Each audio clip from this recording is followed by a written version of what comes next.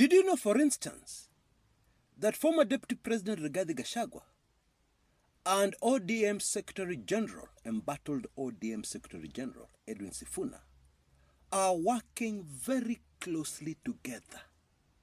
Very closely together. What does that mean? They exchange notes, they strategize, they exchange information, the whole list you can think of, where people are working closely together. This information was dropped very casually by Rigathi Gachagua in the middle of a long interview. And many people missed it, including yours truly. I had to catch up with it later with the help of one of you. Oh yes, I can confess. Is this good news? Oh yes, it is very good news for long-suffering Kenyans, especially because of recent developments where analysts who I respect a lot have come out and said that the Sifuna movement has lost momentum. They have made a terrible strategic decision.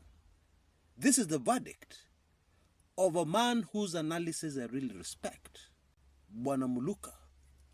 Actually, if you ask me, I personally consider him to be one of the best political analysts we have in the country.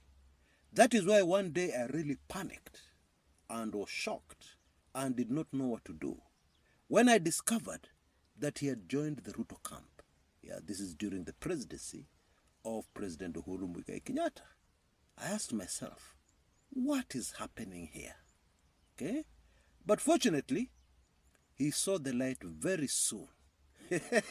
Very early in the game, he saw the light. And the advantage of that is that he came out with a lot of information on how Ruto operates, which I'm sure has been very useful to him and to us Kenyans, because it has come out in his very accurate, detailed analysis.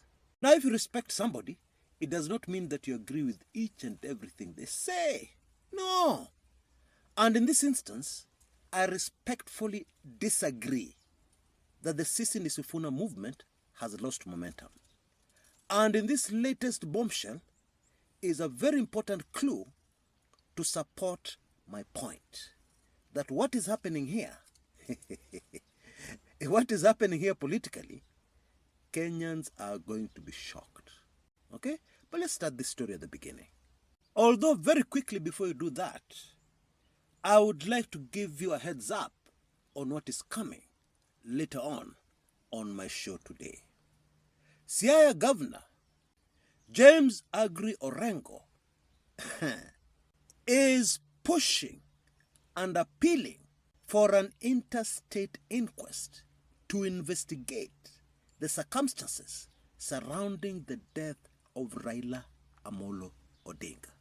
Hey. Orengo says he does not believe Raila died of natural causes. That's something to look forward to, don't you think? Also on my show today is the art of making things worse, where you, dear, and Ruto are very gifted. And I'll give you many examples, including the very latest of their moves, where they're making things worse.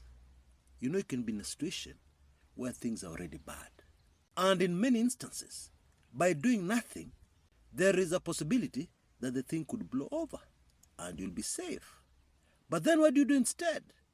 You go and you make things worse and you seal your fate. Okay? Back to Sifuna-Gachagua union.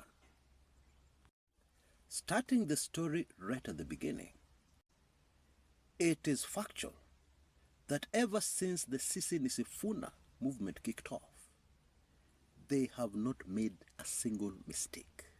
In fact, they have been clearly ahead of their opponents all the time, because the state has made movements of sending goons, the state has made movements to frustrate them, the state has threatened them through various players on the ground, do not come here, do not step here.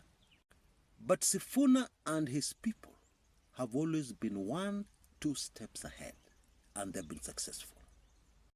Now, the truth in this life is that there is absolutely no substitute to experience. Kama una experience, you're greatly disadvantaged. In fact, if you come up against somebody who has experience and little else, and you have everything going for you, chances are very high they will beat you. There is no known substitute for experience. And let's face it, these are young people. Very good in politics, Kenyans love them, but they're very inexperienced in politics. Sifuna, Babu Owino, and company. So what is their secret? Why is it that they've always been 1-2 steps ahead? Ni masomo nyingi?